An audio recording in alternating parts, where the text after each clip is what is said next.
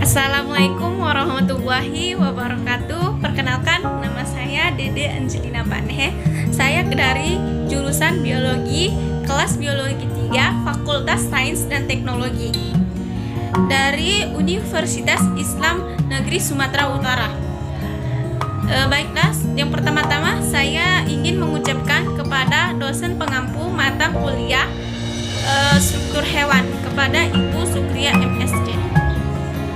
Saya di sini ingin mempresentasikan tentang sistem reproduksi pada hewan vertebrata dan hewan invertebrata. Yang pertama, saya ingin mempresentasikan apa yang maksud dengan sistem reproduksi. Sistem reproduksi itu adalah sistem yang berperan dalam menghasilkan gamet fungsional yang ada pada dalam tubuh.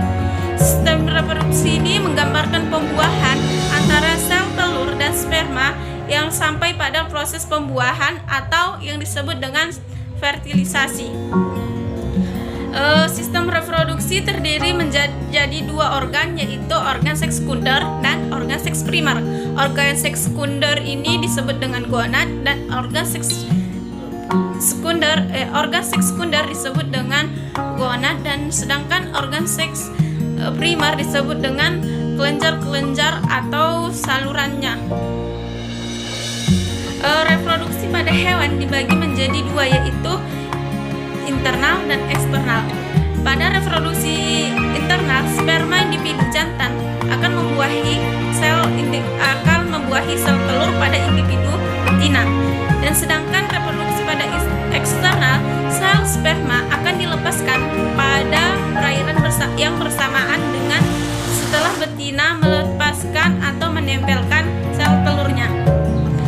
Dan pada reproduksi seksual pada hewan invertebrata umumnya melibatkan individu jantan dan betina yang terpisah dan membebaskan gametnya ke dalam air laut, dan zigot yang dihasilkan akan berkembang menjadi larva yang simetri bilateral bersilia dan akan berenang mengikuti massa air laut sehingga masa penyebarannya akan semakin luas.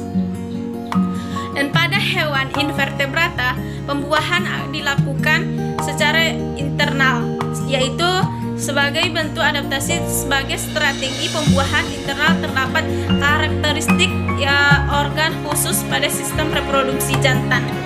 Terkait dengan kondisi tersebut, diantaranya memiliki situs yang untuk menyimpan sperma dan organ kopulasi untuk mentransfer sperma sehingga menjamin keberhasilan dari fertilisasi tersebut. Sistem reproduksi pada hewan invertebrata dibagi menjadi dua, yaitu berkembangbiakan dengan cara seksual dan dengan cara aseksual. Yang pertama dengan cara aseksual. Dengan cara aseksual itu dibagi menjadi 5 cara, yaitu yang pertama, satu, membelah diri dengan cara membelah diri. Pembelahan diri dari satu sel menjadi 2 sel baru yang disebut dengan contohnya amuba. Yang kedua itu proses fragmentasi, yaitu pemisahan antara sel satu dengan koloni baru yang selanjutnya membentuk koloni yang sel baru. Contohnya itu adalah pada ganggang hijau. Yang ketiga itu proses sporulasi atau pembentukan spora, misalnya itu pada plasmodium. Yang keempat itu pembentukan tunas, yang misalnya itu pada hewan hidra dan horifera. Yang kelima dengan proses regenerasi, yaitu sebagian sel telur, sebagian tubuhnya terpisah dan selanjutnya tidak dapat tumbuh menjadi individu baru. Misalnya itu pada planari dan bintang laut. Yang kedua pada proses perkembangbiakan seksual. Pada proses perkembangbiakan seksual ini dibagi menjadi 2, yaitu tanpa pembuahan dan dengan pembuahan. Yang dengan pembuahan yaitu disebut dengan peristiwa partogenesis, yaitu sel telur tanpa dibuahi dan tak tumbuh menjadi individu baru. Yang contohnya itu pada lebah jantan dan pada semut jantan. Yang kedua dengan cara pembuahan. Dengan cara pembuahan dapat dibagi menjadi 2, yaitu dengan cara konjugasi dan aligosami. Yang pada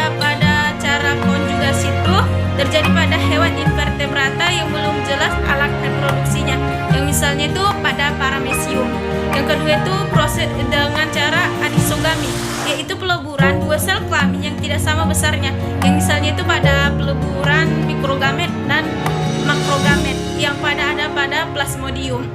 Dan peleburan sperma dan ovum dilakukan di rahim. Contoh sistem reproduksi pada hewan invertebrata, saya mengambil satu filum, yaitu dengan filum Platyhelminthes.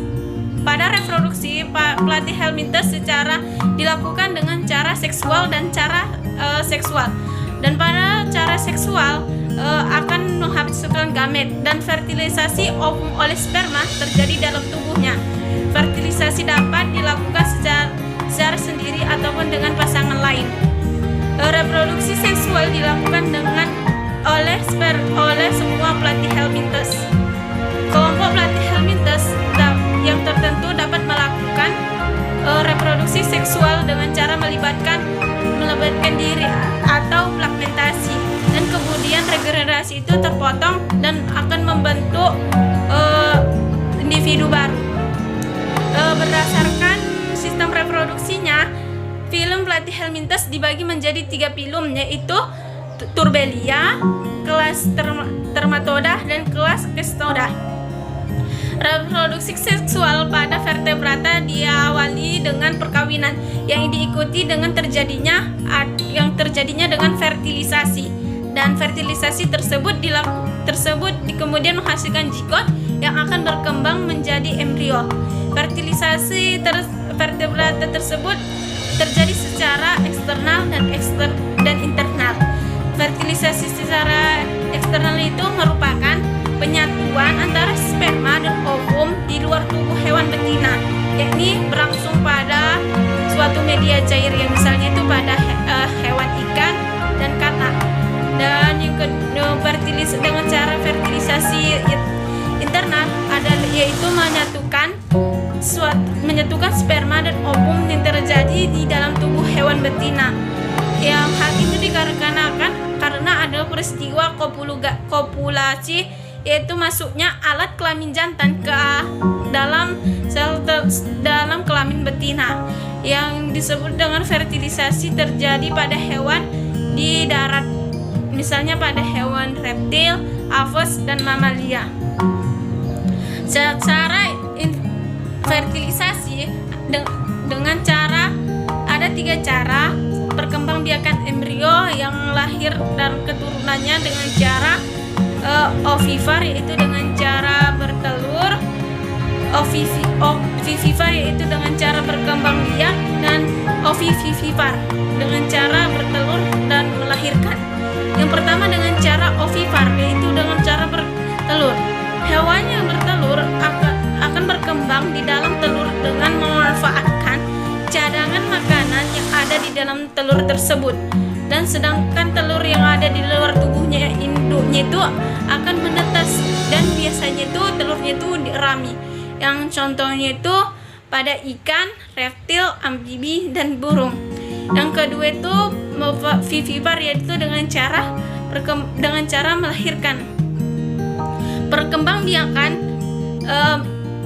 hewan melahirkan yang ada pada embrio dalam tubuh induknya, dan dapat makan dari tubuh induknya melalui plasenta.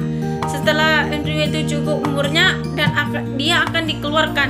Contohnya itu pada mamalia, misalnya pada kambing, kucing, kuda, kelinci, dan lumba-lumba. Yang ketiga adalah pada pada ovovivivar, yaitu bertelur dan beranak. Contohnya adalah hewan ini berkembang di dalam tubuh yang masih berada di dalam tubuh induknya. Setelah induknya itu cukup umurnya, akan dikeluarkan dan akan menetas di dalam tubuh induk, di luar tubuh induknya, sehingga tampak seperti dia melahirkan. Contohnya itu pada ular, kadal, dan hiu. Mungkin sampai sini hasil dari presentasi saya. Kurang dan lebihnya saya mohon maaf. Wabillahi wal taufiq wal hidayah. Wassalamualaikum warahmatullahi wabarakatuh.